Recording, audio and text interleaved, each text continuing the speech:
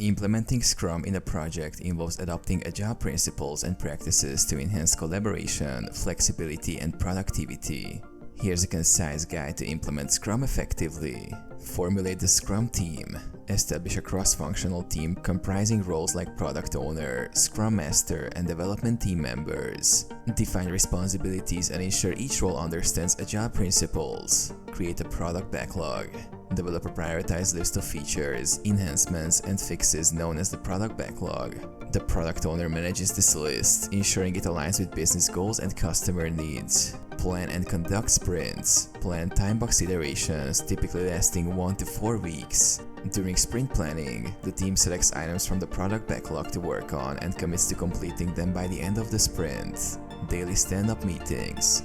Hold daily stand-up meetings for the team to synchronize activities, discuss progress, and identify any impediments.